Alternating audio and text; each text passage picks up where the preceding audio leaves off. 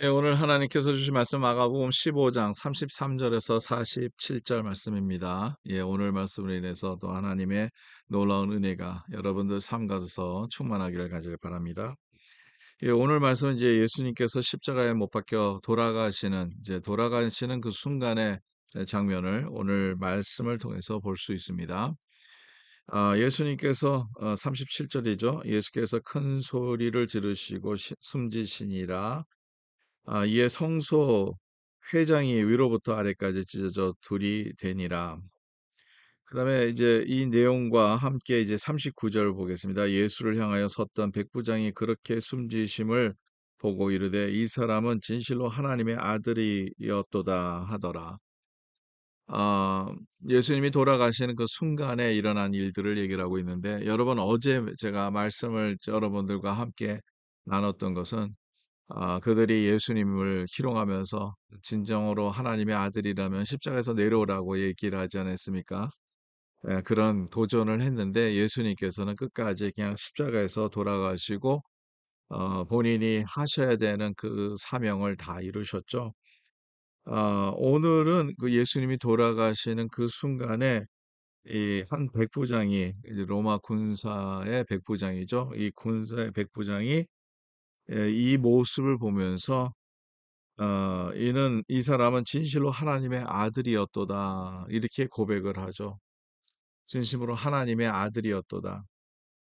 이전에 있는 내용들을 다 연결해서 보면 로마 군인들이 예수님을 희롱하고 자색 옷을 입히고 가시면류관을 씌우고 그다음에 이제 사람들이 지나가면서 십자가에 못 박혀 돌아가시는 그 장면을 보면서 예수님을 희롱해서 당신이 진정으로 하나님의 아들이라면 내려오라. 이런 도전도 했죠. 근데 이 백부장은 그 반면으로 이 백부장은 진실로 예수님이 돌아가신 그 순간을 보면서 진실로 이분은 하나님의 아들이었다는 고백이 어떻게 해서 나왔을까요? 예. 그 38절이 성소 휘장이 위로부터 아래까지 찢어졌다고 그랬는데 이 성소는 예수님이 돌아가시는 그 골고다랑 성전에 좀 거리가 있죠. 성전에 안에 있는 일이니까 그것을 보고 이 백부장이 예수님은 하나님의 아들이라고 얘기한 고백이 아닙니다.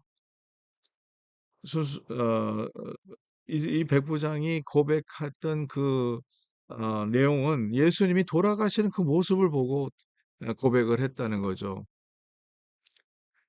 우리가 이 상황에 있었다면 어떤 예수님이 돌아가시는 거 보면서 우리가 그렇게 고백할 수 있었을까 하는 한번 질문을 한번 던져봅니다. 예수님은 어떻게 보면 세상적으로 본다면 실패한 거 아니겠어요? 많은 사람들이 메시아로서 이 세상에 오셔서 이 정권을 뒤집어서 다른 예수님의 나라를 만들 것인데 그렇게 심지어 제자들도 그렇게 생각해 왔는데 예수님께서는 돌아가셨다는 거죠. 숨을 숨을 멈고 돌아가시는 그 장면을 보면서 그러면 사람들이요. '아 그래 맞아. 예수님은 저 사람은 진정으로 하나님의 아들이 아니었다.' 하고 고백을 해야 되는데 오히려 이 백부장은 돌아가시는 그 모습을 보면서 이는 진정으로 진심으로 하나님의 아들이라고 고백할 수 있었던 게 무엇일까요? 우리는 질문해 봐야 되는 것이죠. 뭐 여러 가지 내용들을 우리가 생각할 수 있어요. 첫 번째로는 예수님이 돌아가시는 그 모습이 너무너무 거룩하기 때문에 이 거룩하는 그 과정에서 그 예수님이 이 십자가를 감당하는 그 모습을 보는 이 백부장에게 이렇게 많은 사람들이 조롱하고 희롱하는 그 가운데서도 예수님은 본인의 그 모습을 그대로 보여줘서 그냥 돌아가시는 걸로 인해서 이 사람은 진정으로서 하나님의 아들이었다 하는 고백이 나올 수도 있었고요. 또 이 백부장의 모습, 백부장 안에 있는 그 성령의 역사가 아니라고 우리가 안 말할 수가 없다는 거죠. 성령의 역사 없이는 이런 고백이 나올 수가 없었다는 거죠. 이 백부장의 믿음이 거기에서 돌아가시지만 진정한 예수 그리스도의 그 모습을 통해서 그가 하나님의 아들이라고 고백할 수도 있었다는 것이죠. 저와 여러분은요. 성령 없이는 우리는 아무것도 할 수 없습니다. 분명히 말씀드립니다. 우리가 이 세상의 것으로 우리 아 도저히 이해 못하는 일들이 너무너무 많아요. 성령이 하시는 일들은 그렇습니다. 모든 것을 다 초월할 수 있다는 거예요.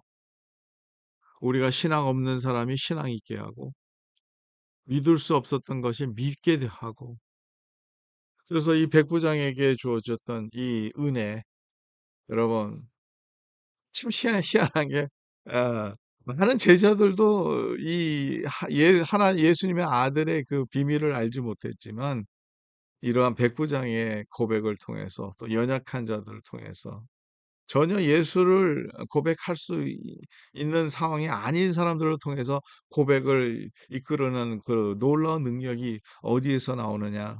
오직 성령만 하실 수 있다는 거죠. 저와 여러분들 오늘도 그래서 성령을 더 의지해야 됩니다.